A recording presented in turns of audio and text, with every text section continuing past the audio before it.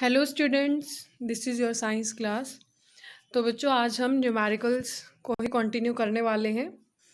बच्चों, last lecture में हमने जो एनसीईआरटी से हम 12 चैप्टर के न्यूमेरिकल्स पढ़ रहे हैं उसके 5 न्यूमेरिकल्स हमने डिस्कस किए थे। आज हम बात करते हैं नेक्स्ट न्यूमेरिकल की, जिसमें पूछा गया है ए 4 ohm resistance wire is doubled on it, कि अगर 4 ओम रेजिस्टेंस की वायर को डबल कर दिया जाए। Calculate the new resistance of the wire, तो हमें जो न्यू वायर हमारी ऑब्टेन्ड होगी उसका रेजिस्टेंस बताना है। तो बच्चों, यहाँ पर हमें एक तरह से अगर हम देखें तो हमारा जो बेसिकली जो वायर गिवन है उसका रेजिस्टेंस क्या है, 4 ओम।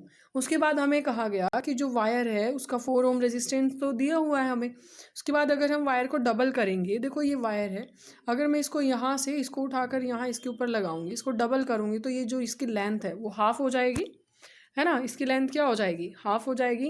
एरिया ऑफ क्रॉस सेक्शन है वो डबल हो जाएगा, है ना। इस तरह से वायर है जो लेंथ की एल और एरिया ऑफ क्रॉस सेक्शन वो दोनों क्या हो जाएंगे, लेंथ का हाफ हो जाएंगे, और area of cross section 2a हो जाएगा। यानी कि लेंथ तो हो जाएगी एल थी तो हाफ हो जाएगी l/2। Area of cross section क्या है, a था तो हो जाएगा डबल यानी कि 2a। तो अगर हम इस इक्वेशन इन वैल्यूज़ को इक्वेशन में पुट करें तो यहाँ पर हमारा, जैसे आपको पता है कि हमारा जो रेजिस्टेंस का फॉर्मूला है रो इंटू l/a।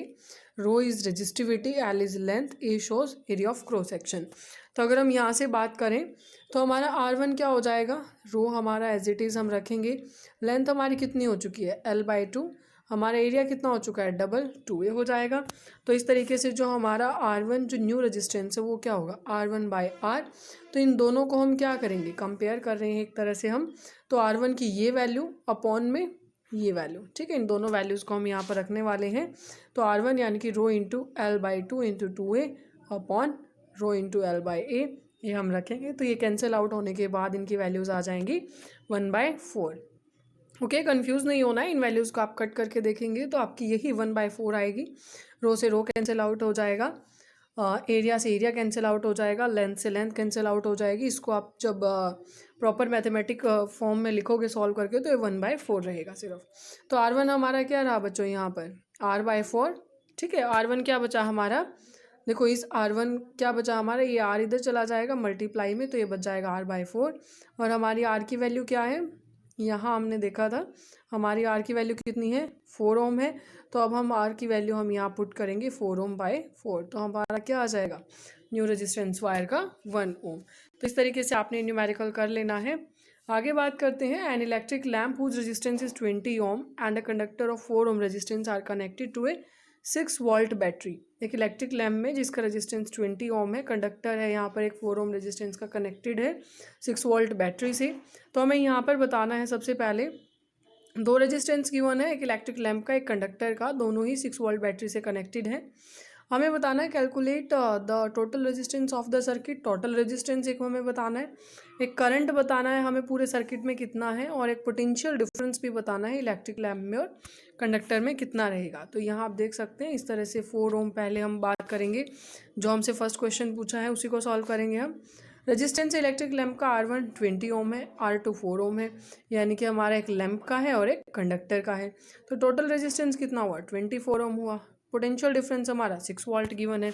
तो ओम्स लॉ से V इज इक्वल टू क्या होता है, ओम्स लॉ के according V is equal to IR। I को अगर हम फाउंड करेंगे तो हमारा क्या आ जाएगा, R इधर इसके अपॉन में चला जाएगा। देखो पहला जो क्वेश्चन था टोटल रेजिस्टेंस वो हमने निकाल लिया, सेकंड क्वेश्चन में हमें करंट फाइंड आउट करना है। तो करंट के लिए क्या हो जाएगा, V/RS, यानी कि सीरीज़ में कनेक्टेड है तो V 6 वोल्ट है, और हमारा रेजिस्टेंस टोटल 24 ओम है, तो करंट की वैल्यू आ जाएगी 0.25 एम्पियर। अब हमें यहाँ पर ओम्स लॉ के थ्रू ही हमें इन दोनों में पोटेंशियल डिफरेंस भी निकालना है। तो पोटेंशियल डिफरेंस हम कैसे निकालेंगे, देखो जैसे V is equal to IR था, ओके। तो हमारे जो I की वैल्यू है हमें ऑब्टेन्ड हो गई है, R हमारे दोनों हम सेपरेट लेंगे, इलेक्ट्रिक लैम्प के लिए अलग है और कंडक्टर के लिए अलग। तो यहाँ आप वैल्यू रखेंगे 20 ओम रेजिस्टेंस और 0.25 एम्पियर, ये हमारा किसके लिए, इलेक्ट्रिक लैम्प के लिए आ गया। इसी तरह से कंडक्टर के लिए आ जाएगा, ये करंट सेम रहेगा, और यहाँ पर हम सिर्फ किसको चेंज करेंगे, रेजिस्टेंस। देखो दोनों रेजिस्टेंस के लिए हमने जो हमारा पोटेंशियल डिफरेंस है वो निकाल लिया है। तो इस तरीके से अब हमें क्या निकालना है, टोटल रेजिस्टेंस अगर हम निकालें इनके अंदर तो रेजिस्टेंस हमारा अब क्या हो जाएगा, V/I। हमारा आपको पता है पोटेंशियल डिफरेंस 6 वोल्ट है बेसिकली, और जो हमारा करंट है वो कितना है 0.25 एम्पियर है। ठीक है, तो हमारा जो टोटल रेजिस्टेंस है वो भी कितना आ जाएगा सीरीज सर्किट में, दोनों रेजिस्टेंस के सम के इक्वल, यानी कि 24 ओम यहाँ पर आ जाएगा। तो ये आपने पढ़ लेना है, ये न्यूमेरिकल भी।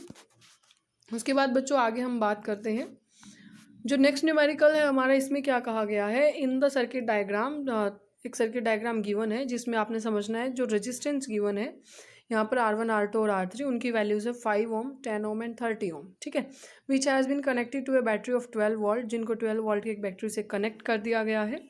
तो हमें यहाँ पर करंट बताना है हर एक रजिस्टर के अंदर, टोटल करंट बताना है सर्किट में, और टोटल सर्किट रेजिस्टेंस, तीन चीज़ें बतानी है, करंट, उसके बाद टोटल करंट सर्किट में, पहले हम सिंगल एक रजिस्टर में करंट बताएंगे, फिर पूरे सर्किट में करंट बताएंगे, और उसके बाद टोटल सर्किट में हम रेजिस्टेंस बताएंगे। तो सबसे पहले हमें जो वैल्यूज़ गिवन है हम वो लिखेंगे।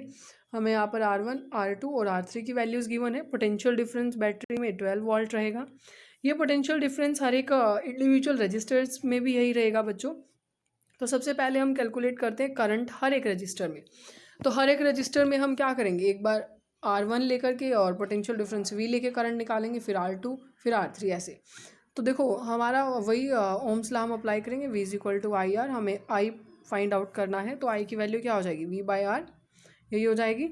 I की वैल्यू क्या हो जाएगी, V बाई आर हो जाएगी। तो यहाँ से हम फाइंड आउट करेंगे I1 क्या हो जाएगा बच्चों हमारा, R1 is equal to V by R1। तो I1 क्या हो जाएगा, V हमारा 12 वोल्ट है, R1 5 ओम है, 2.4 एम्पियर। इसी तरह से हम R2 निकाल लेंगे। तो ये क्वेश्चन, अच्छा इसका सॉल्यूशन आगे देखो अब किस तरह से करना है, यहीं आप समझ लें। उसके बाद क्या करना है, हमें टोटल करंट हम सर्किट में निकालेंगे, तो इन सभी को ऐड कर देंगे, टोटल करंट हमें पता चल जाएगा। उसके बाद टोटल रेजिस्टेंस, हम इसके ऊपर जो फॉर्मूला हमने सीरीज़ और पैरेलल के क्वेश्चन में पढ़े थे वो हम यहाँ पर अप्लाई करेंगे, और उससे हमें फिर रेजिस्टेंस का भी फॉर्मूला, मतलब टोटल रेजिस्टेंस भी हमें पता चल जाएगा। तो जैसे हमने कुछ प्रीवियस क्वेश्चंस किए हैं उन्हीं के बेसिस पर है, तो ये आपने खुद से ट्राई आउट करने, ए और बी का जो क्वेश्चन है। ओके, कोई प्रॉब्लम आती है तो आप बता देना, उसे हम डिस्कस कर लेंगे।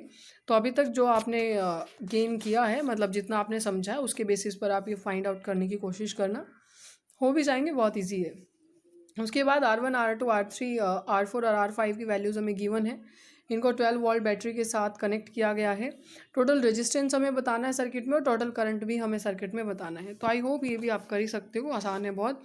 यहाँ पर हम सबसे पहले हमें पता है ये पैरेलल में कनेक्टेड है, तो पैरेलल में हम रेजिस्टेंस निकाल लेंगे सभी का। उसके बाद टोटल रेजिस्टेंस निकालेंगे, टोटल रेजिस्टेंस हमारा 18 ओम आ जाएगा सभी में। अगर हम करंट कैलकुलेट करेंगे ओम्स लॉ से, तो वोल्टेज हमें 12 वोल्ट गिवन है, टोटल रेजिस्टेंस 18 ओम आया है, तो ये हमारी वैल्यू आ जाएगी करंट की। तो इसी तरीके से बच्चों ये क्वेश्चन भी हो जाएगा, टोटल करंट भी हमें मिल गया और टोटल रेजिस्टेंस भी। अगर हम बात करें, हमारा जो एक और क्वेश्चन है यहाँ पर given, an electric iron consumes energy at a rate of 840 volt. देखो ये थोड़ा अलग क्वेश्चन आया है, अदरवाइज जो लास्ट अभी 2 क्वेश्चंस पढ़े वो सिमिलर थे, इसीलिए हमने उनको बहुत ज़्यादा डिटेल में नहीं डिस्कस किया, क्योंकि ऑब्वियसली इतनी प्रैक्टिस के बाद, इतने जो न्यूमेरिकल्स हमने किए उनके बाद आप उन्हें आसानी से निकाल सकते हैं। Electric iron consumes energy at a rate of 840 what, यानी कि 840 वॉट की यहाँ पर पावर गिवन है हमें। पी की वैल्यू, इलेक्ट्रिक आयरन जो एनर्जी कंज्यूम करती है, जिसको अगर हम मैक्सिमम रेट पर हीट करें तब, अगर मैक्सिमम रेट पर हीट करते हैं तब, लेकिन मिनिमम हीट, मिनिमम अगर रेट पर अगर हम उसे हीट करते हैं तो 360 वॉट। देखो दो कंसेप्ट हैं, मैक्सिमम रेट पर पी की वैल्यू 840 वॉट रहेगी, और मिनिमम पर क्या रहेगी 360 वॉट। वोल्टेज यहाँ पर हमें 220 वोल्ट गिवन है, तो करंट और रेजिस्टेंस बताना है हमें हर एक केस में। तो पावर का फॉर्मूला हमें पता है, पावर के केस में थ्योरेटिकल पोर्शन जब हमने पढ़ा तो आपको याद होना चाहिए कि पावर का फॉर्मूला था वी आई। तो आई की वैल्यू क्या हो जाएगी, पी बाई वी।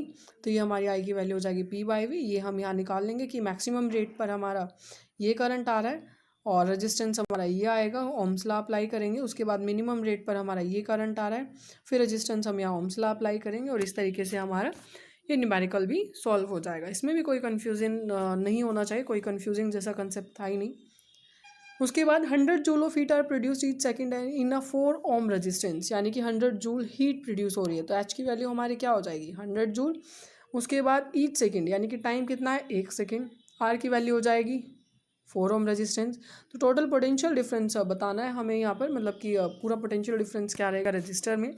तो हमारा यहाँ पर हम कौन सा फॉर्मूला लगाएंगे, हमारा जो हीट का फॉर्मूला था, ठीक है, H is equal to I²RT, यही फॉर्मूला था, H=I²RT।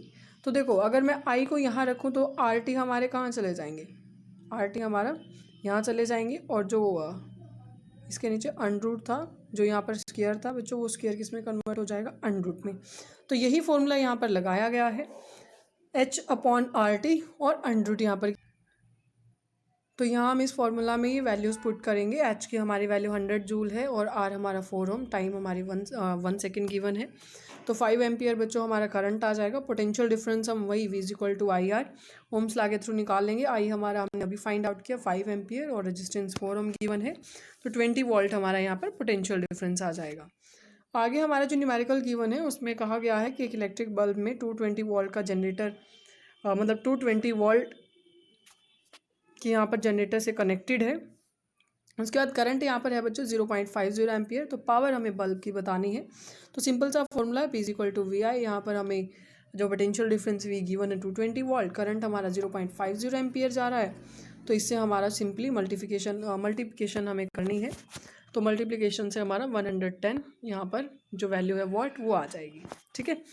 उसके बाद बच्चों एक और हमारा यहाँ पर न्यूमेरिकल है, electric refrigerator rated 400 watt operated 8 hour per day, what is the cost of the energy to operate it for 30 days at rate 3 per kilowatt hour. यानी कि 400 वाट वो एक दिन में इलेक्ट्रिक रेफ्रिजरेटर इस रेट से ऑपरेट हो रहा है और एक दिन में वो 8 घंटे चलता है। तो जो एनर्जी की कॉस्ट है वो क्या रहेगी 30 दिनों में, अगर वो एक दिन 3 रुपये किलोवाट आवर कॉस्ट करता है 1 किलोवाट आवर पर। तो टोटल एनर्जी हमें सबसे पहले निकालनी है 30 डेज़ में जो कंज्यूम होगी।